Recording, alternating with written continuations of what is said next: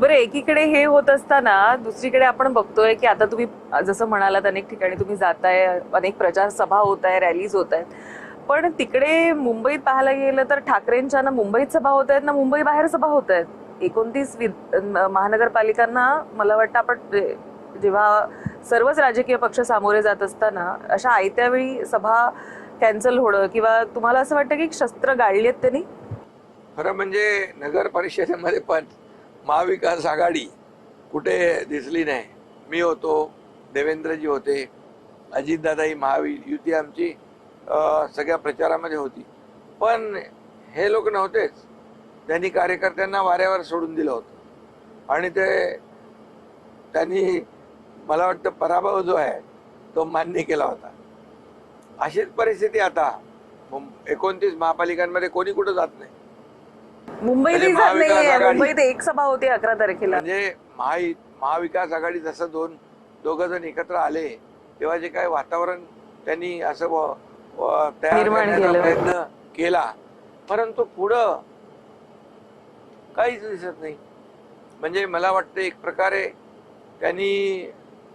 त्यांना बघा, लोकांना आपण फसवू शकतो पण स्वतःला फसवू शकत नाही ना.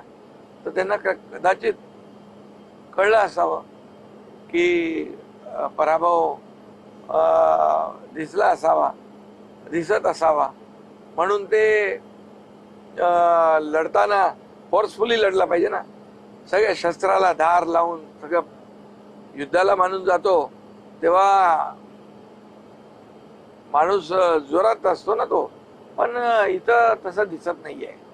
मला वाटतं खरंच त्यांनी शस्त्र टाकलीत की काय पता. म्हणजे बरं, हे म्हणजे तिसरी पिढी जी आहे ठाकरेंची, ती आता प्रत्येक शाखेत फिरताना दिसतेय, तर याबद्दल काय सांगाल? खरं म्हणजे शाखेतला कार्यकर्ता आता घराघरात फिरला पाहिजे, घराघरात प्रचार केला पाहिजे त्याने जाऊन पक्षाचा. अशा परिस्थितीमध्ये शाखा विजिट म्हणजे काय त्यातून साध्य होणार आहे मला माहित नाही, परंतु अशा वेळेस जेव्हा काम करायचं, लोकांमध्ये जायचं, लोकांना भेटायचं. आम्ही सगळ्यांना सांगतो, डोर टू डोर जा, घरोघरी भेटा, मतदारांच्या गाठी भेटी घ्या, त्यांच्याशी संवाद साधा, पदयात्रा काढा. अशा वेळेस मग त्यांना शाखेमध्ये बसून ठेवायचं आणि आपण पण जाऊन बसायचं. मी पण घरी बसतो, तुम्ही पण शाखेत बसा. असं आहे का माहित नाही मला. तो त्यांचा एक निवडणुकीचा काय त्यांची स्ट्रॅटेजी आहे माहित नाही. तुमच्या पथ्यावर पडते का बडी? आम्ही काय कोणी करेल, आम्ही आमच्या कामावर आम्हाला आत्मविश्वास आहे. आम्ही जे काम केलंय 3.5 वर्ष मी आणि देवेंद्रजींनी, आता त्याच्यावर आम्हाला विश्वास आहे आणि त्यामुळे निश्चितपणे जनता सुज्ञ आहे, मुंबईकर सुज्ञ आहे. मुंबईकर कामाला प्राधान्य देणार, विकासाला प्राधान्य देणार, काम करणाऱ्या लोकांच्या पाठीशी उभा राहणार.